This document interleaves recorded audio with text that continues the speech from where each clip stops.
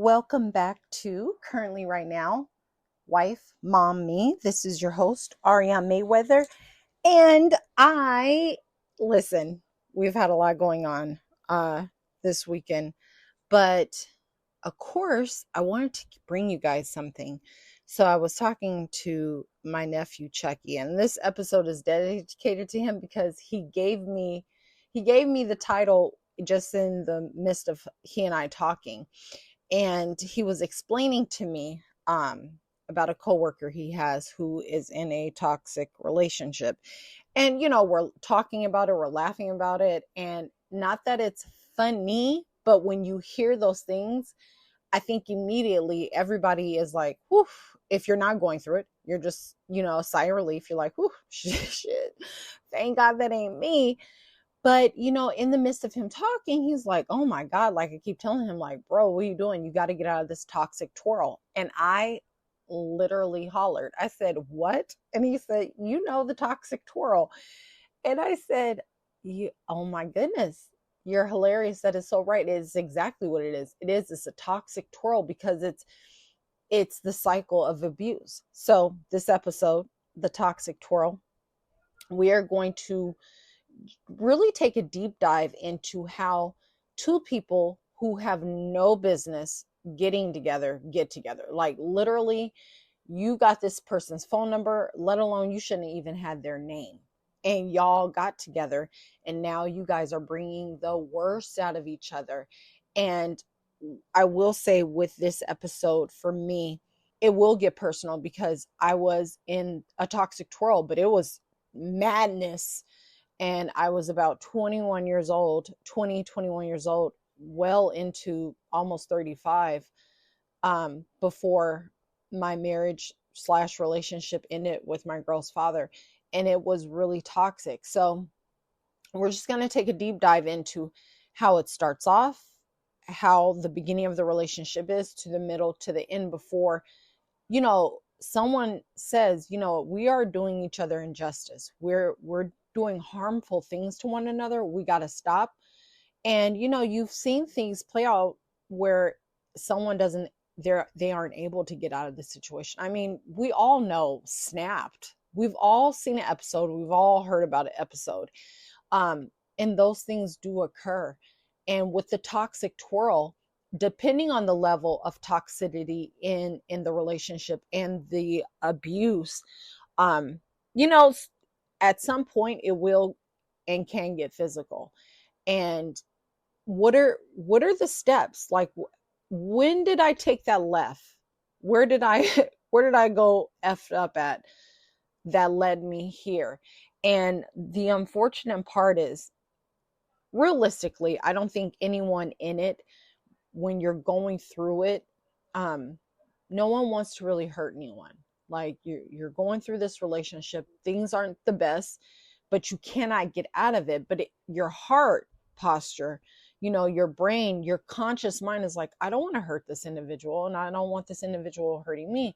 But when you're in the moment and when you are going through it, and it is a tornado of nonsense hurling at you, you are not in control, because your feelings you're overly emotional.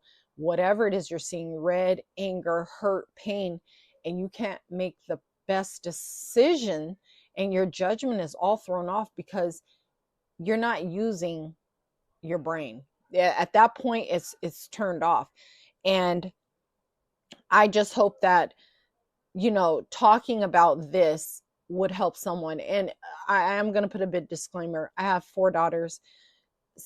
My oldest knows a little bit, but none of them have ever been really privy to what I've endured and dealt with. But I will say this: nurture versus nature is something else. Sometimes things are just innate in our children. They don't necessarily have to see it happening to us, but it could be wrapped in their DNA.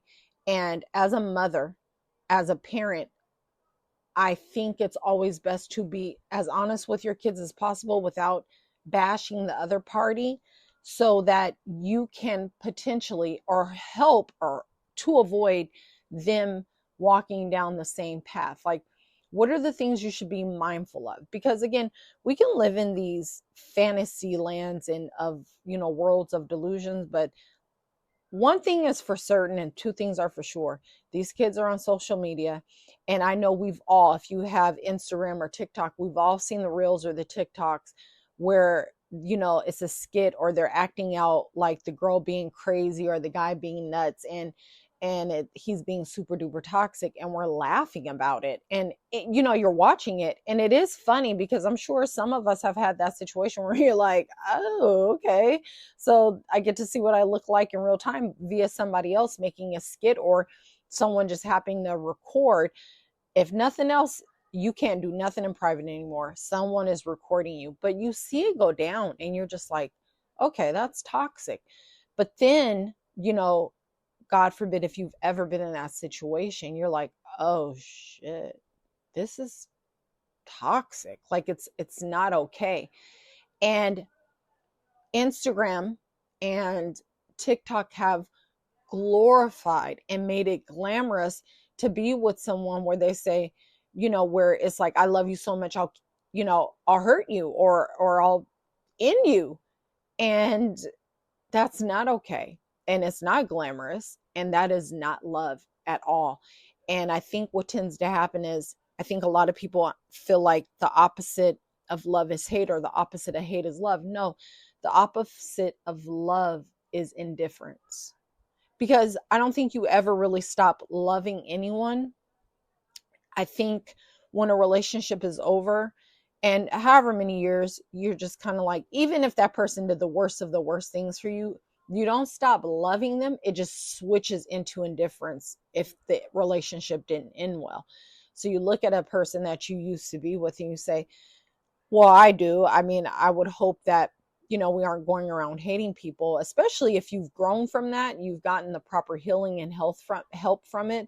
But you look at that individual or you look in the past and you go, you know what, I wasn't the best me. I wasn't the best version of myself when I was with that person. I brought out the worst in them. They brought out the worst in me. But I don't hate so-and-so. And I hope so-and-so is doing well and I want them to be well. I think that's always, the best remedy. But everybody ain't mean. Everybody doesn't feel that way. And it took me a long time to get to that place where I completely let it go. And it is all about forgiveness.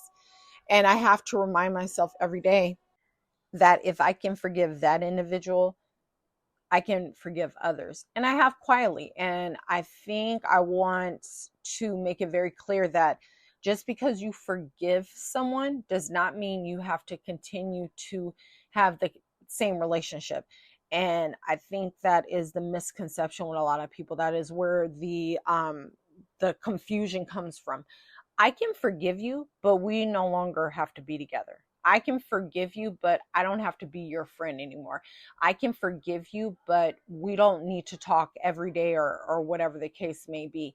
And that is a big part of forgiveness. And I think the person who is being forgiven, they have a hard time understanding that, where it's like, no, I forgive you. We're no longer together, but I'm not fucking with you like that no more. And it's hard to understand because I think people automatically think, well, forgiveness is a way back in. Absolutely not, especially if you have hurt me to my core or if I've hurt you to your core. We have to forgive and move forward. So the best thing I think is to take a look at, some stats when it comes to toxic relationships and when it comes to abuse, all levels, verbally, emotionally, mentally, and physically, and what that cycle of abuse looks like. And when you talk to people who've never really experienced it, they don't get it. And by not getting it, I mean the individuals who have never experienced any type of toxic relationship or mental, emotional, or physical abuse, they can't understand how anyone could endure that, or how did you even get there, or you have these preconceived notions, and by that I mean just older adults.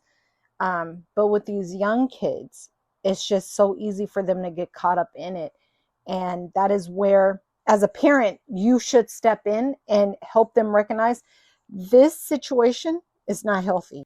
And you should not want to continue and be a part of something that is not going to help you grow, thrive, and bring out the best version of you. So let's look at some stats. So I found the website, which is Domestic Violence Center of Chester County. I'm not sure what Chester County is, but it breaks down different levels of abuse. Fast facts and statistics. So intimate partner violence. Intimate partner violence. The statistics vary slightly, but approximately 12 million Americans are victims of rape, physical violence, or stalking by an intimate partner annually. This equates to about 24 people per minute. Intimate partner violence is very common. 1 in 3 women and 1 in 4 men are victim to some form of physical violence by an intimate partner in their lifetime. Intimate partner violence is most common among women between the ages of 18 and 34. Most female victims of intimate partner violence were previously victimized by a same offender. On an average, a victim of abuse, on average, it takes a victim of abuse about 7 attempts before they finally leave their abuser. Unfortunately, the violence often escalates after each attempt. That's pretty sad. Let's look at teen dating violence. This one's pretty interesting. 1 in 3 teens, regardless of gender identity, experience dating violence each year. I think a lot of us, and not everyone, but I think the majority of us always equate relationship abuse, toxic relationships, to the man being violent to the woman. When a lot of us as women, we can be violent towards our boyfriends, husbands, and I think that part is overlooked, especially with teens, because I noticed, and I said earlier, because of TikTok or because of Instagram, it's not because of the platforms, it's what people are choosing to upload, and that is what happens. So I want to clarify that.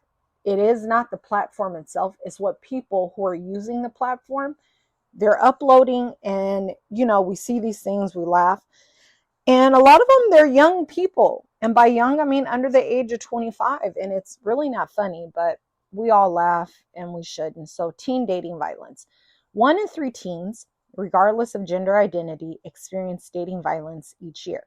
Only 33% of teens who were in an abusive relationship ever told anyone about the abuse.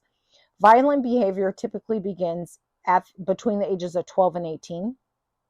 81% of parents believe their teen dating violence is not an issue or do not know what it is. 1 in 4 teens in an abusive relationships are abused via cell phone communication and texting.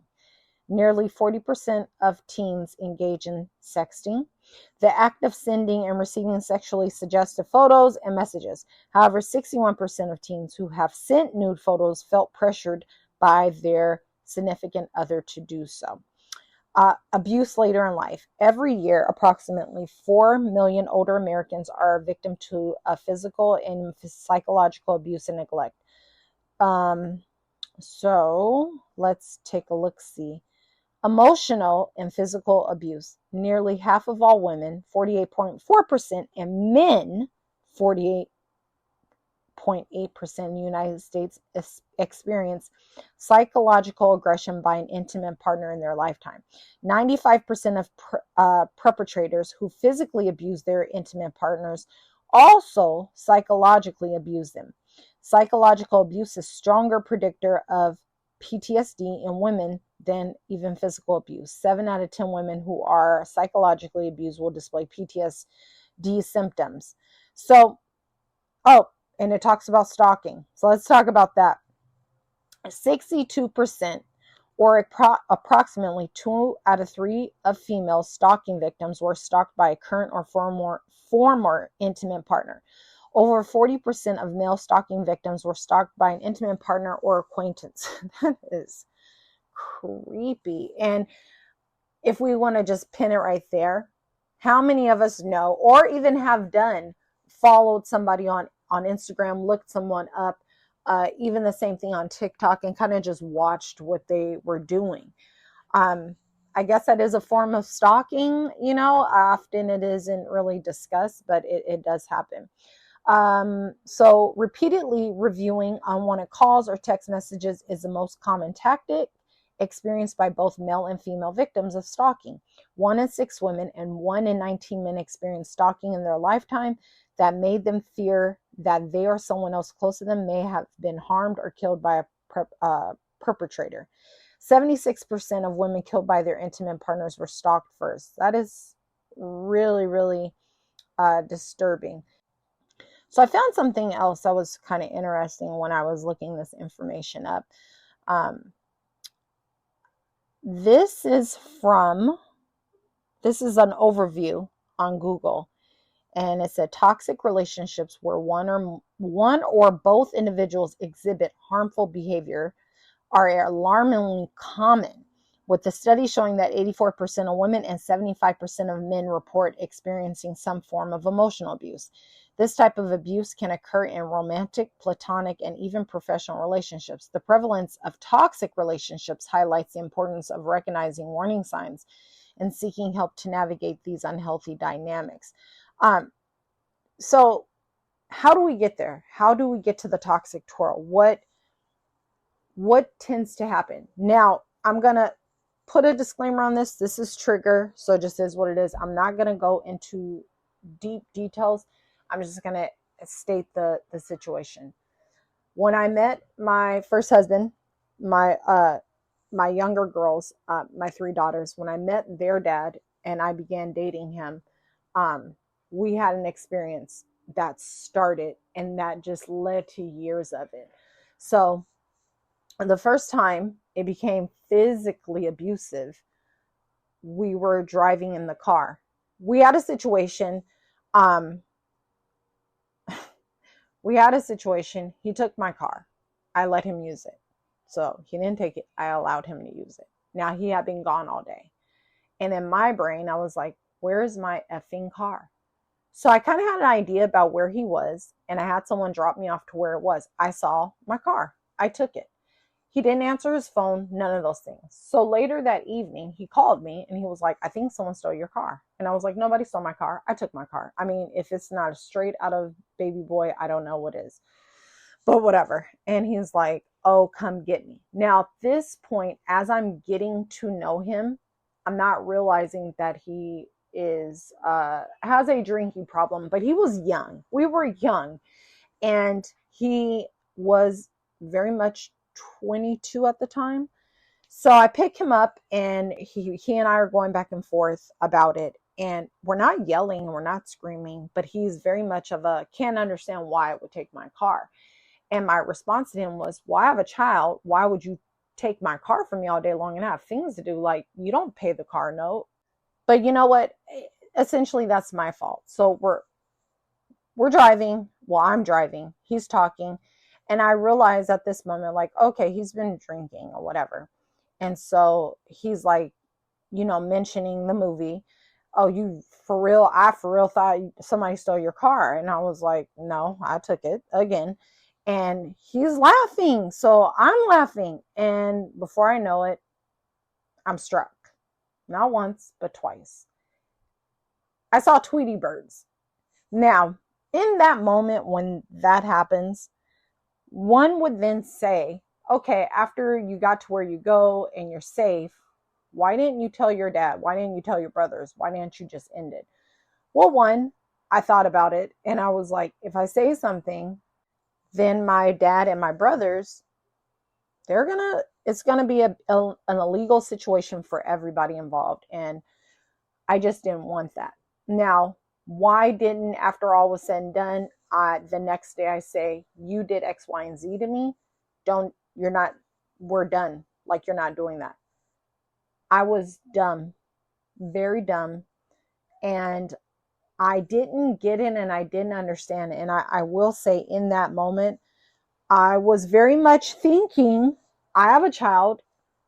I'm lucky he even wants to talk to me. Now, this is not the creme de la creme of people, but you're very kind to my daughter. You're being a sweetheart to her. And I just in that moment was thinking, I'm not going to be able to find anybody to date because I'm young and have a child. It was just all those things going through my mind. The next day, he and I spoke about it, and I said to him, you can't do that to me anymore. Like I didn't do that to you, so why would you do that to me? A promise was made. I won't do that no more. Fast forward as time goes on, that is happening more often than not. And from that, other things from now, I may necessarily not strike you, but my hands are around your neck. And then from there, it just goes on. And now it's not even physical in that moment. It becomes very emotionally abusive, very mentally abusive, very verbally abusive. Fast forward, now we are just in this toxic ugliness, this toxic twirl. And it's kind of like you don't know how to turn it off.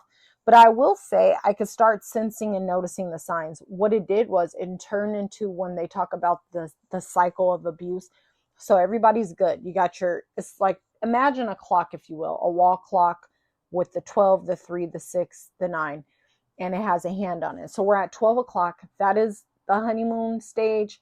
We are great. Everything is fine. We're good to go. We're getting along. As the clock and the dial is going, we're going down. Okay, we hit a bump in the road. It's not positive. And now from there, it's turning negative and it's turning ugly. And now we are at each other's throats. And now I have learned exactly what to say to him to send him over the edge. Or I'm not doing nothing to him. I'm ignoring him because I understand you've been drinking, you're inebriated, and you're just acting ugly, and I don't want to deal with you. And from there, the abuse picks up again. So now here we are. We are right there in the midst of it, and it is turned ugly. And then, boom, we're back to the honeymoon stage. And I mean, the true epitome of what a honeymoon stage is. I'm getting flowers. I'm getting showered with, I'm so sorry. I won't never do that to you again. And it's a scene out of a movie. And when it is alcohol fueled, he didn't do drugs, but it's alcohol fueled by him. I don't drink. And those things are happening. And you really look back and you're like, how did I get here? How did I get here? What did I do to get to this place that is so ugly, so toxic, and I don't feel good about myself? I mean, at this point, I'm weighing easily 220. So I'm eating my feelings. I'm going through a really ugly time in life. And I definitely was acting that way towards other people. I mean, some people deserved the behavior I was giving them. I mean, I am very nice until I'm not nice. But in the same breath, I just wasn't my best. And I said to him after that last blow up that we had that got really physical, I said, we have to stop. This is terrible.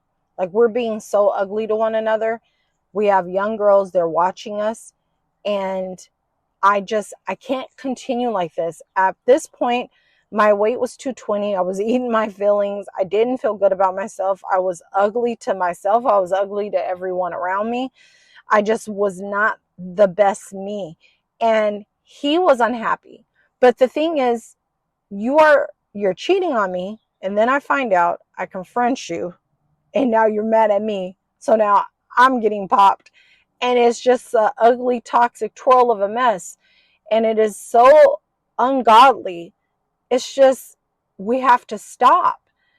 And it's one of those things where looking back, obviously, you can't make people do anything. People have to want to stop cheating on you. People have to want to not physically hurt you, verbally hurt you, emotionally hurt you. That is something that individual has to want to not do to you. But if that individual doesn't love themselves, then you should think all bets are off. So he didn't love himself for whatever reasons he has. Therefore, there was no love for me. Obviously, at 20, 21, and so on and so forth, I'm not understanding that. I'm not getting it because I think I know everything, and my parents told me straight up when they first met him, this ain't it. They said that. This, I don't know what you're doing, but this ain't it. And I did not listen. And you think when you're 20, 21, you think you know it all. If you just listen to your parents, life would just be a lot better for you. And I wish I had, because I endured a lot of stuff because of being hard-headed. I did that. And everything that I went through with the girl's dad, I don't blame him. I really don't, because people can only do to you what you allow them to do. And I fully allowed all of that. I allowed the physical, the emotional, the mental. I allowed the cheating. I allowed all that. He did that to me because I let it happen. When I finally had enough and I was done with it all, I was completely done. Now, in the midst of all that happening, we were going to counseling. So it kind of took a turn from no longer being physical with one another. He would do things so I couldn't go to sleep. So I was experiencing sleep deprivation.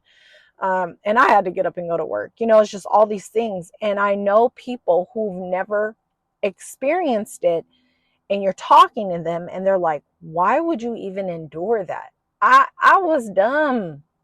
I was dumb. That is the best way I can describe that period of time. Like, clearly, I'm not obviously using the full brain and the good common sense God gave me, because I know better.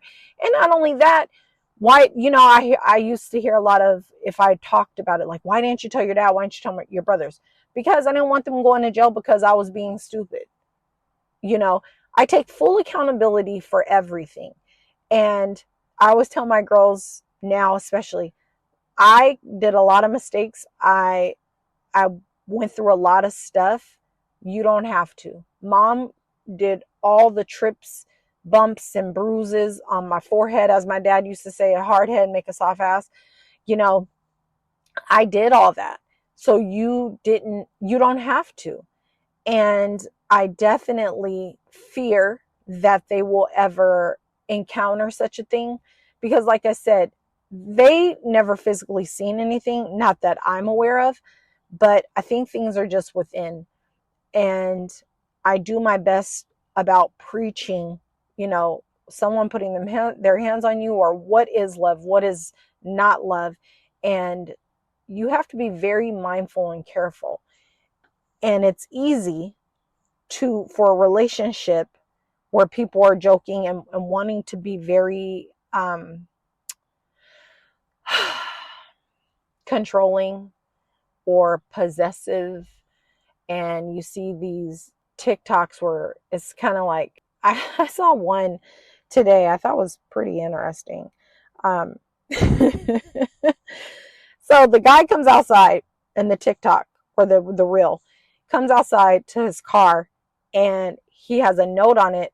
There's a brick on top of a note, and the note said, "You better be glad I've changed and that I'm not crazy no more, or this would be through your window. I'm just letting you know." And then there was a note on the gas tank, and it said, "You are really out here about to make me lose it, because I could really be pouring sugar in your tank." And I chuckled to myself, because I thought, if whatever this individual is doing or is not doing, and it's causing you to react in such a way, you should just cut it. Obviously, the individual in the reel, they were young, and I know it was a skit, but I just thought to myself, this is something else. Like, it's not even funny, and you joke all the time, and you say these things, and by you I mean people in general, about these toxic relationships, or you think you want to be manhandled and stuff. You don't want that. That's not love by any means, on any level. And oftentimes what I find is people who end up in these relationships, and they're so toxic, whatever love or things that they're lacking from inside. This is an inside job, because I didn't love me. And I remember right at the end, right before we completely ended the marriage, we went to therapy. And I remember our therapist was so angry at us, she threw us out. And I'm not even joking. She I mean, we were in there being so combative, and I was so angry, and I was so upset with him. And I was angry because he wasn't getting it. But it was kind of like, girl, he don't get it. He don't give a damn. He really doesn't. And for whatever reason, you aren't understanding that he doesn't, and you care more than he does. And I used to say all the time, I can't want to be married more than you. Like, that's not how this goes. But the therapist was like, you two clearly are at an impasse. You need to figure out if you want this marriage or not, because at this point, we're just chasing our tails here. I'm giving you guys advice. I'm trying to tell you guys, teach you guys on what to do, and it's not working. I will say the one good thing that did come out of that was she told us, one of the tools she gave us was having dinner with our kids. Like, it doesn't matter, even if you're not hungry, sit down with them, listen to their day. Even if you take a little bit of food and push it around on your plate, that is the time where you guys need to be together. Now, for me, I never stopped doing that. When the girls eat dinner, I sit down with them and eat dinner. Now, am I perfect? Do I do it every day? I do it maybe 5 days a week when we're all together. But I remember he participated in that for a few days, and then of course he was gone. But at the same time, in that, I just was so angry at him because I was like, you don't even care about them, but that's my fault. He's not doing the exercises and the homework and the things that need to be done. He don't want to be here. I've never met somebody that don't want to be married more than you. And the cold part is, he told me many a moons ago before we even got there. I didn't listen. So everyone, let this be a lesson. Quit letting people tell you they don't want you more than once. Now, in the same breath, he'd say, I want you, but I don't want to marry you. I don't want to be married. And it wasn't necessarily, like he said, it's not you. I don't want to be married till I'm about 40 something. Now, granted, we did everything ass backwards. And then understanding the level of heaviness that marriage was for him, it's a big responsibility. And it's not for everyone. Everybody should not be married. And everybody doesn't understand the position of a husband, especially the person who's never saw a marriage being played out in a proper manner. And no matter what he saw with my parents, it just was not in him. And that's okay. That is okay. And I used to tell him all the time, you're not a husband, it's not it. And it's okay. And towards the end, when the therapist told us, y'all need to figure out if y'all are going to be married or not, I was so angry. So when we got back, I just said to him, I think I'm done with this. Like, I am. And, we were upset, so we didn't speak the rest of the day. But I think he thought I was playing, and I wasn't. I was not playing at all. Because you can't keep cheating and doing these things and then expecting me to be cool. I'm not. I'm not cool, and this is not okay. And I want to physically harm you. So now I'm here. I want to physically harm him because of what is happening. That's when we got to cut it. Now you think, oh, you've been getting popped. You've been letting stuff ride. So why now? Why now? And maybe it's because of the girls, and as they're growing and getting up there, all I kept thinking to myself was, what if they were teenagers and they saw this? This is not going to be okay. And with that toxic twirl of events, you feel like you're in a tornado and you just can't quite get out of it. It's like the exit keeps passing you, and every time you try to get out of it, you're being wooed back in, and it is very ugly and it is very dark. And I'm only talking about this because this is my experience. This is what I've experienced. And I see so many young people who are currently going through it, and you can kind of see where they're making the wrong left turns at, where you're like, that is not okay. I only hope that anybody listening to the sound of my voice, if they're going through this, that they stop immediately. Like, get off the ride. It is only going to end in worse things. Because what then happens is when someone can't possess you, when someone can't control you, their anger grows. And the more you stay, the more it comes across as though you're allowing it. For me, I think when I think about my daughters, I don't ever want them in that. And I don't think my father and my mother ever wanted me in that. Obviously, of course they didn't, you know. And then you just think, as you're being a human and you're going through these things and you think you want to make these decisions, and you're 20 something and you're going through it, and you're in your early 30s and you're going through it. But now at 43, going on 44, I look back and I just think, oh, what a fucking dummy. Like, what was your real malfunction there? It's not that I didn't have the proper love. My parents loved me. I listen. I had the best father in the world. Can't nobody's dad compare to mine. And I know people have some awesome dads out there. I had the best dad. I didn't have any daddy issues. My mother loved us. But I will say, my mom. Listen, I had the best mom out there. I joke and I say things about my mom, and I tease or whatever. I had an awesome mother. I knew she loved us. My mother was a functioning alcoholic. It just is what it is. But at the same time with that, she wasn't abusive to us. Now, I mean, she cussed us out smooth, clean, but she was not abusive to us. So this was my undoing. This was my nonsense that I created. And I will say, if I could think back to it, it was because I had a baby young. The person I had a child with, I should have been married. They said they wanted to get married. I believed them, but I got pregnant before the marriage happened. And that was so foolish. Don't get me wrong. I love my daughter. Angelique is literally the absolute best firstborn, the best oldest sister. She taught me a lot about myself. We grew up together because I'm 19 and I have her. And, you know, I was a kid and she knew I was a kid because she used to tell me to my parents. But it was the best experience.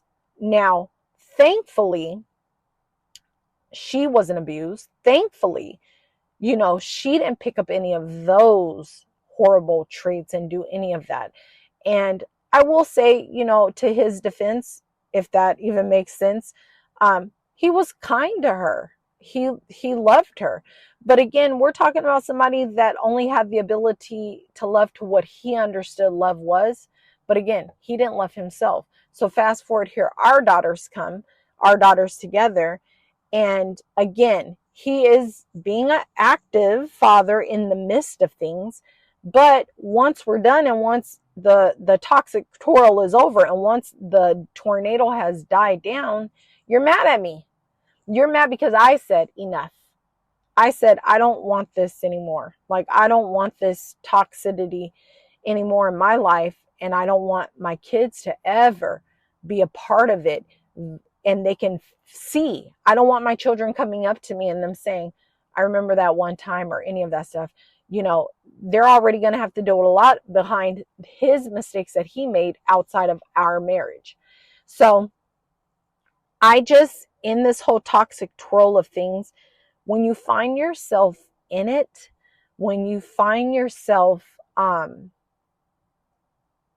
listen, this is not one of those things where it's a whole Karen moment where you're like, it feels like you might hit me. No, that's not what this is.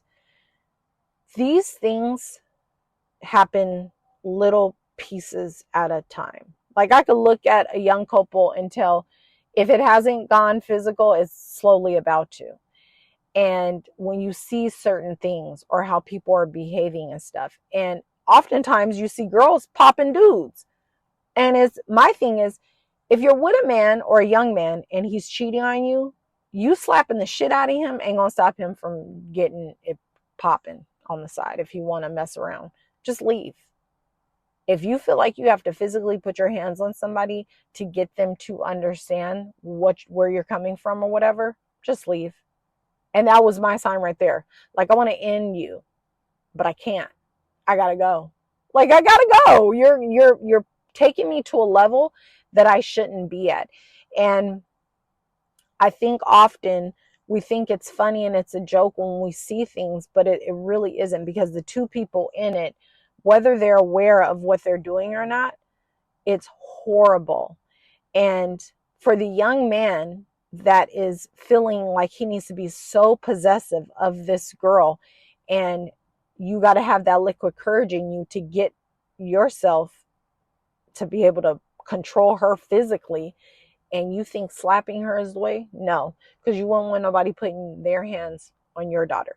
And you better believe that whatever you're doing to somebody else's daughter, one day you're going to have kids. And if you have any daughters, what you did to someone else's, somebody will more than likely do to yours. It just comes around full circle. And that is always my goal with my kids, because yeah, your dad was this, but you don't have to marry that same thing. You don't have to endure what mom endured, because I was foolish and I did that, you know? So at the end of the day, for me, when we talk about the physical abuse and the toxicity and the, you see it happening and it brews very slowly.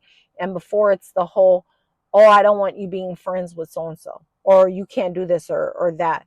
And then you listen to them. Meanwhile, you got a whole daddy sitting at home, or, whatever the case is, but you're listening to them. And then from there, it's, I can do this, but you can't do that. And it's like, okay, but we're young, we're not paying attention. And then before you know it, it slowly just escalates. And then there's a situation and you and that person are talking so reckless to one another and saying the most heinous things to one another.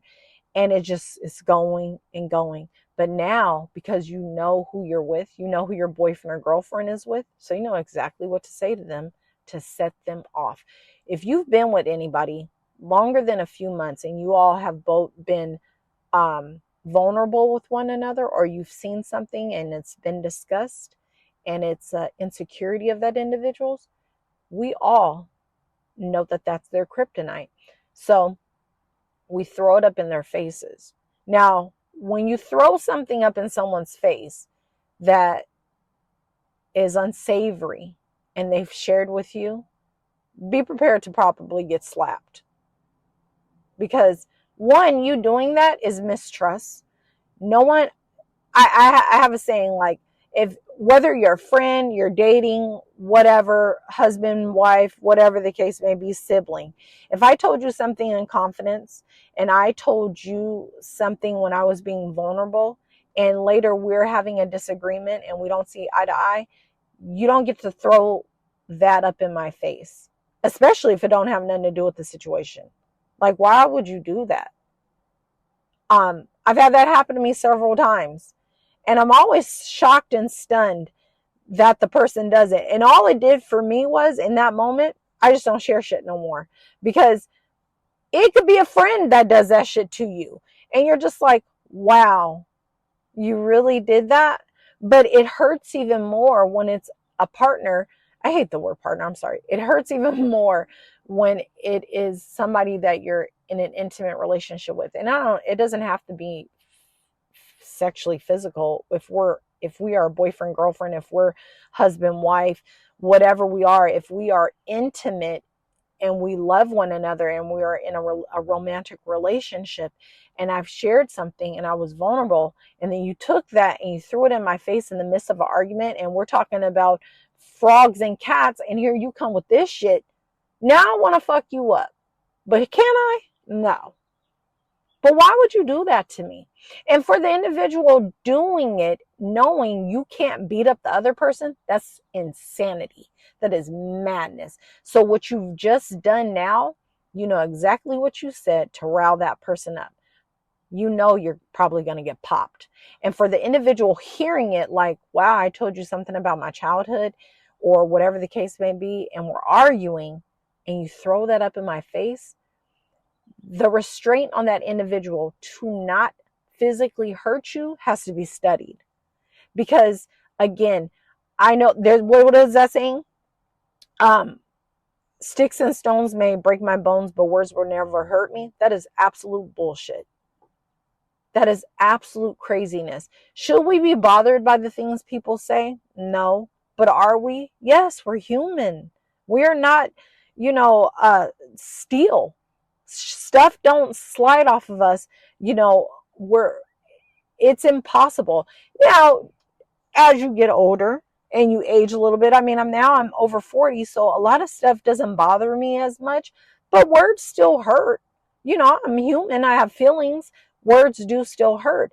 So when you are going back and forth with someone and you do that, and you throw something up in someone's face and they restrain themselves and they don't physically harm you, especially depending on the level of what that is or what was said, that should be studied, and you need to have a seat, because you know exactly what to say to the person you're dealing with to get them to that level of anger.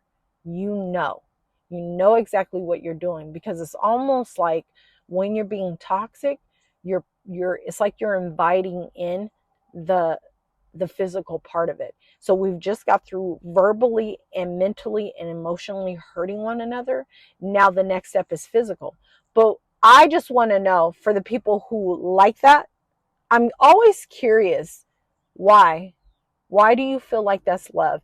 I've seen, you've seen shows like a Maury Povich or Ricky Lake, or, Dr. Phil and things like that, where people talk about abuse. And I'm just using those talk show hosts because they seem to always have those type of talk shows, or even like Oprah back in the day, where it's like, I didn't feel like he didn't love me if he didn't hit me, or him to her, because men are quite special creatures. If a man is getting his ass whooped at home by his wife or his girlfriend, he ain't telling not nobody, because he will be slaughtered. He would get drugged through the mud if a man said, hey, my girlfriend, my wife physically abuses me, and you let her, and your strength versus hers. But there are some women out there that do it. There are some women out there, that will verbally hurt their husbands and say the most awful things to them. But if he did it to you, you would be hurt. You would be appalled. You'd clutch your pearls. Yet, it's okay. Like, I don't even understand where we are with this. Like, it is always amazing to me with that level of vitriol, and I understand we get mad and we get upset, but at the same time, we have to learn how to control ourselves better. So, I think I'm often confused with that. And I think I'm confused at it from a perspective of someone who doesn't go around popping people. You definitely have those moments where you're like, if I could put my hands on you, I definitely would. But what is the outcome going to be if that happens? But I'm always amazed at women that belittle their husbands or boyfriends and then say the most egregious things to them, and they walk away unharmed physically. And then the next day you want to apologize and say, I'm sorry I said those things to you. No. So if you are that person and you're listening to me and you're saying something to your boyfriend or to your husband that is wrong, stop. And you should be lucky that person's still with you, because it hurts. It really does. And what you're doing is setting yourself up for failure, because once respect leaves a relationship and now you guys are volatile, and right now it's just a verbal, it's eventually at some point in time, it's going to get physical. It really is. And I just, for anybody who has never gone through that, and you're that individual that sits back and says, how did it even get there? Like, why would you endure that? Please be patient with people. Please have a little bit of empathy. There are a lot of people who don't want that. There are a lot of people who, for whatever reason, don't know how to get out of it. And it sucks. It really does. I think with the therapy and the counseling, and then after the marriage was over, I did therapy again. It's a great tool, and it does help you understand how you got to point B, because you go back and you talk about a lot of things, and it does help with accountability. As you grow and you learn and you come across new experiences, you understand that in that moment, you and that individual brought out the worst in one another. Sometimes people just aren't good for one another. And if you're growing up together and you're young and you're going through things and you have substances involved, alcohol, there's cheating, at the end of the day, you have to save yourself. Sometimes people are hurting so bad that they cannot let go of you, but you should be the most important person. And I'm talking to people who are experiencing this now. Nobody is more important than your well-being. And I'm not talking about the silliness of, oh, I'm not happy and this and that. No, this is for reals. Like, you're being physically abused, emotionally abused, mentally abused. Your happiness from a perspective of, this does not serve me. I bring out the worst in you, you bring out the worst in me, and we are doing heinous things to one another. Because eventually, at some point in time, those tables do turn. So where you're the victim or the other person is the victim, they'll eventually start fighting back. And then it turns into Friday night fights. And it's not so much he came in and he hit me, or she just slapped me for no reason. Those events turn into, now we're duking it out. And when that happens, now you got two people just swinging on one another, and it's awful. It is awful. When we could just avoid all this and we could just say goodbye to one another, go get the help that we both need to understand, what is it that I am doing and being to myself that allows another person to think that they could do this to me? And then why am I allowing it? Why am I allowing this person to say these things to me? Why am I allowing myself to be treated this way? What does that say about me, and how much do I love myself? And when you're allowing, yourself to be abused in any form of fashion, that says a lot about how you care about you. And I was very young, and I had this baby that I loved so much, and I didn't want her to grow up without a dad. And then, for me, when I look back at that, I thought about it and I said, what was it that made me think that I wouldn't have find anybody else, or that caliber of individual was all I could get?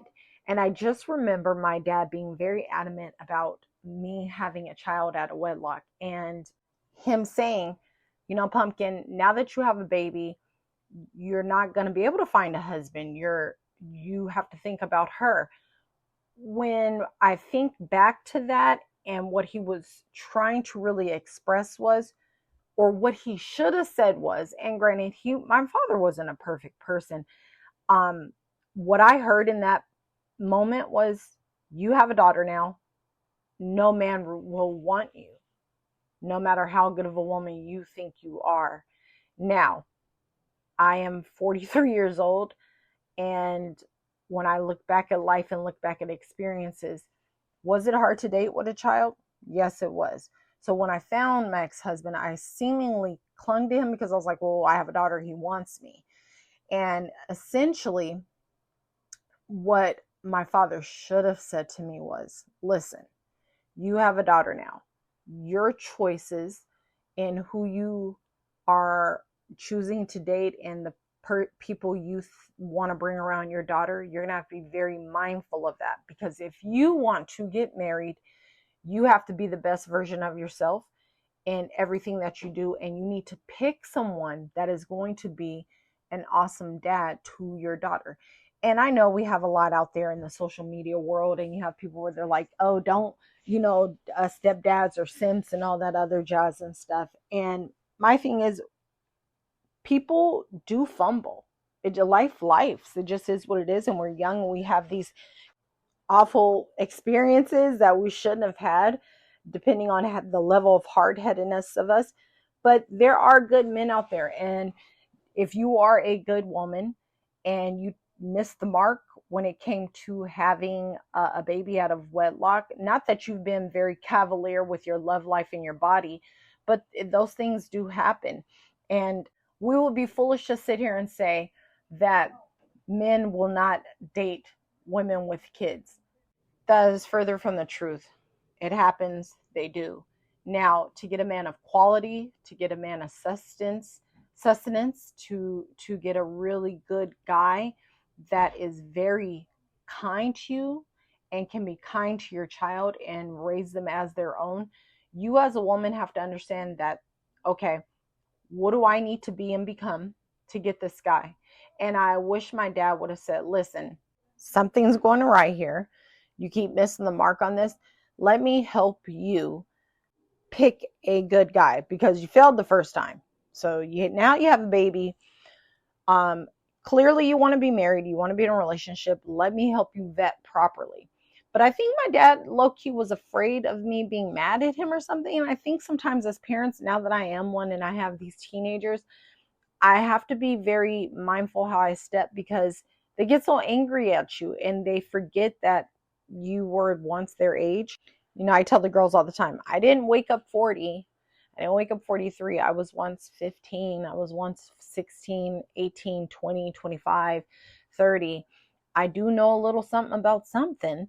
And but oftentimes I think about them, and when I'm telling them stuff, you know, they don't want to hear it, and you just don't want to hear their mouth. I don't want to hear my mama's mouth. Nobody wants to hear their parents' mouth. But at the same time, I'm trying to tell you something good here, but you think you know it all. And some kids have to bump their head.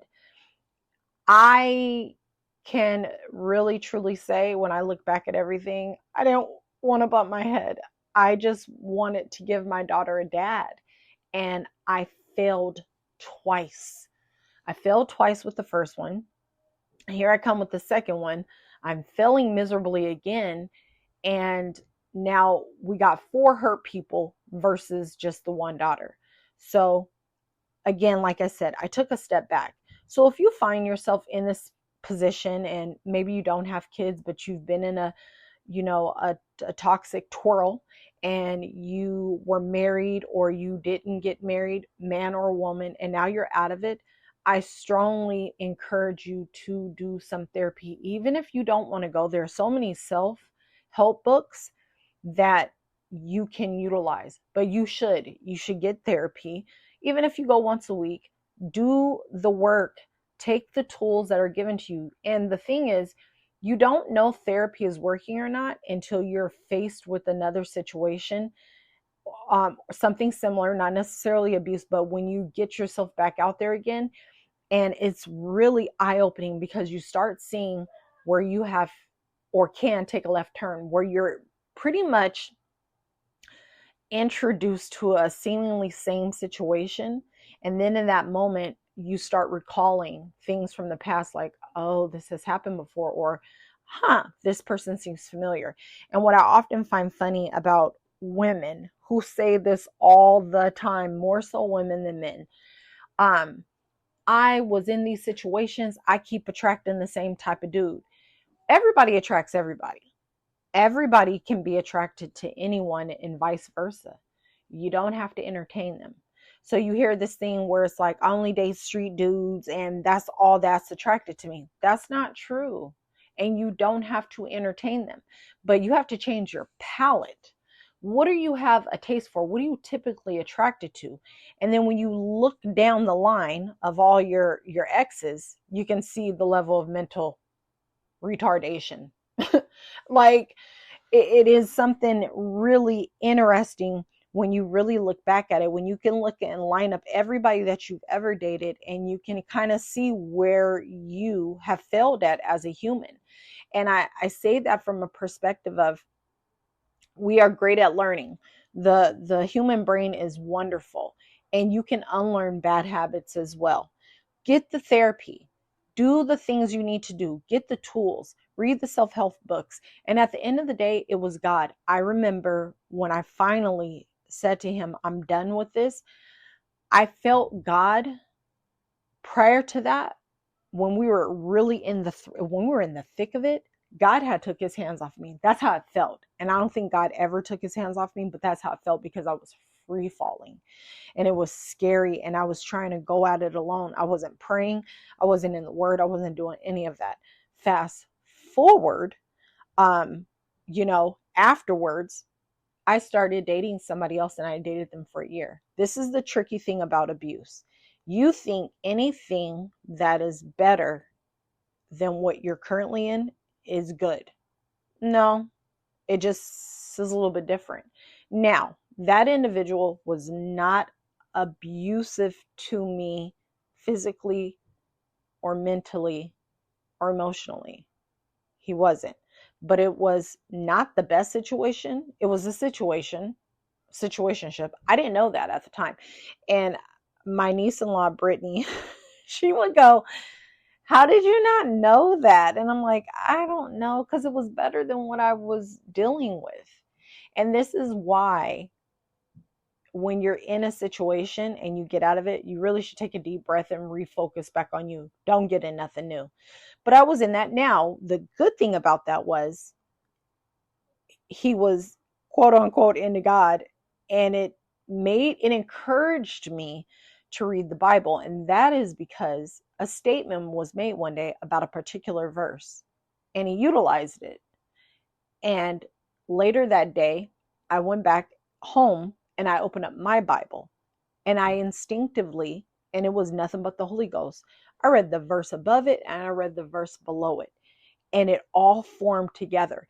And that is why, if you are a baby Christian out there, if you don't know God, but you believe in God and all that other stuff, don't you ever let nobody tell you about the Bible. You have access to opening up the Bible and reading it yourself. And we are, as a prophet named Tiffany Montgomery likes to say, we are filling an open book. The Bible is there. Open it, read it, learn it, understand it. And it tells you, come to me like a baby. Come to me like a baby. Ask God to give you the wisdom and discernment to understand this Bible. And there's dictionaries out there. You could Google, what is the meaning of this? I don't understand this. I got into my word. I read. That relationship ended, thank God. And my sister-in-law, God love her, Danielle, she had a long conversation with me. She said, you went through the marriage. That wasn't it. Okay. You went through that situation for a year. That wasn't it. Maybe have a seat. And I'm so thankful for her that she said that to me, because I really, truly needed it. I was done with the marriage. I was over it. My kids were still mourning the divorce of their parents, and they needed my undivided attention. So I stopped dating.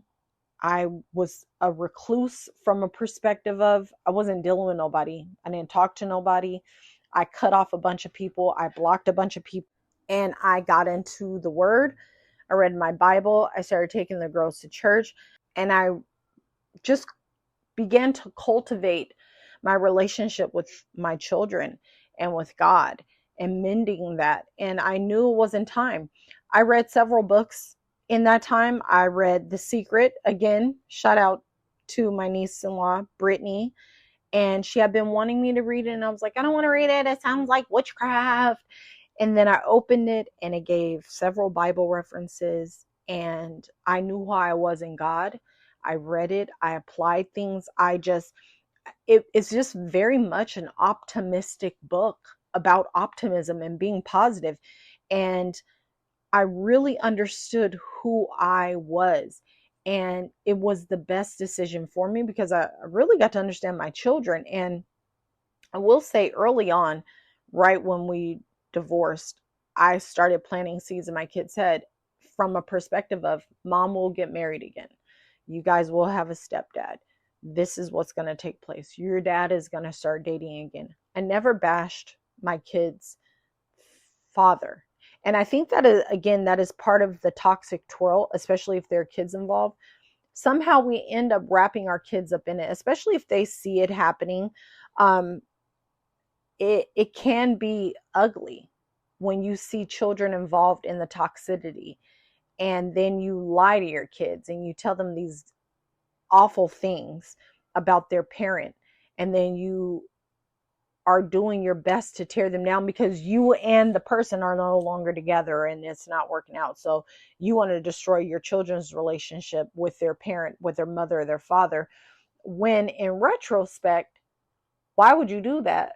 Because at one point you loved them, you wanted to be with them, but because they don't want to be with you, now you're gonna tear up that relationship. And we will go into that in the next episode of ex-husbands can be bitter baby mamas too. We're going to break down the whole bitter baby mama and bitter baby daddy thing and how it happens, but it all stems from this toxicity and stuff. Because once you cut off your abuser, they can't believe it. They're like, wait a minute, why would you cut me off? And then it manifests and grows, and then they start planting seeds in the kids as well. But I planted seeds in the kids from a perspective of, I'm going to get married again. I know, listen, I love love. I'm a lover girl. I wanted to be married since I was 3 years old and I can remember, but I never wanted to stop my ex-husband. He was doing what he wanted to do anyways, but it's like, okay, we have these girls, we have these kids. If you're going to be spending every other weekend with them, I would love it if you could be around somebody that was cool and that, you know, had common sense and would love on them and isn't abusive, isn't toxic, isn't none of that stuff. And I would say that to them, and we would have in-depth conversations. And at first, you know, kids, they reject stuff. But this is what is happening. We ain't together no more. And I know you don't like it, and that is fine. But this is just what it is. So how do I get my kids on board to accepting me meeting somebody and making them their stepfather? How do I get my kids on board to, hey, your dad is dating someone. This is the person he's with. This person cares about him. Clearly, she cares about y'all. Accept her. Don't be mean to her. Plus, I've had my experiences listening to other people who were step parents and what they were going through. But in that moment of reading, listen, Stefan Speaks or Stefan Labossiere, he has several books. I read the Man God Has for You, God, Where's My Boaz? He has one on healing after heartbreak, something of that nature. But he has several books out, and they were really, really good. Listen, I'm busy. It's all audible. So I read The Secret, and I listened to Stefan on Audible, and they were really good books. And then when I said, okay, I am ready to date again 3 years later, I really took my time. I listened to, you know, my spidey senses when something didn't feel right. When I felt myself rushing, you know, I slowed down. I wooed my horses, and I really found myself coming across some interesting gentlemen, and I could see the toxicity written all over them. Like you just have these moments where you have men, and I think they think, not all of them, that girls want to hear that stuff. Like women want to hear that. Like one guy was just like, I know I just met you, but we together. What? Like, you're nuts. We're not, sir. I promise you we're not. And he was like, yeah, we are. We're together. I can't, I'm never going to let you go. And I'm just like, now, what if I was a friggin' serial killer and I was going to chop up you and all your little baby kittens? But he was just like, I know you're not a killer. I know you're not nothing. You're a sweetheart, and I want to make you mine, and I don't care. And you could go on dates, but I'm going to be right there with you, wrecking them. And I just was thinking to myself, like, okay, this is wild. In the moment, I thought it was funny, and I laughed. And afterwards, we texted one another, and at this point, I'm going on coffee dates. So I met him at I guess it wasn't Starbucks. It was another coffee house. And afterwards, I'm like, okay, whatever. But as I'm texting him as the days go on, and he's becoming very aggressive via text, and calling, and just like, I don't care what you say, we're together. So now here it is. I'm 39, 38. 38. No, 39. I'm 39. I should know better, right? I've seen this before. You don't know me from a can of paint, and you are telling me I belong to you, sir. Bye. I blocked him, and I never dealt with him again. And we're not even intimate. Like, what? Like, I had one coffee date with you, and I didn't even drink no coffee. I drank water. And you're acting like this. You don't even know me. Immediately, you're nuts, like off the chain. I've had other encounters like that, where, um, listen, it doesn't matter because I'm married now, and that guy is the best guy ever. But I will say, you have to be vigilant. You have to be so very much aware of what you left in the past and who you're growing to be now. And give yourself grace. In the beginning, I didn't give myself any grace. And when I went back to therapy, that was one of the first things she said to me. She said, "You're doing everything you're supposed to be doing, and you don't feel good. So you're doing the right thing. Give yourself some grace." And that was just the best thing ever, because I didn't. I was so mad at myself for all that I allowed to happen, being with someone who just took advantage of my kindness and who I was, and because I loved them, and one thing that individual used to say to me towards the end of it was, "Well, Ariane, you love me." He would say that all the time, and that was part of the abuse, and it was part of the dropping seeds. "Well, Ariane, you love me. You love me." And once I finally came up out of the fog and the cloud of sickness, the last time he said that to me, he said, "Well, Ariane, you don't want to leave me because you love me." I say, "You're right. I do love you. But if I love you, who loves me? Because this ain't love at all." So with that, I gathered who I was, my little bit of self-respect that I had, and God got me clean, smooth up out of there.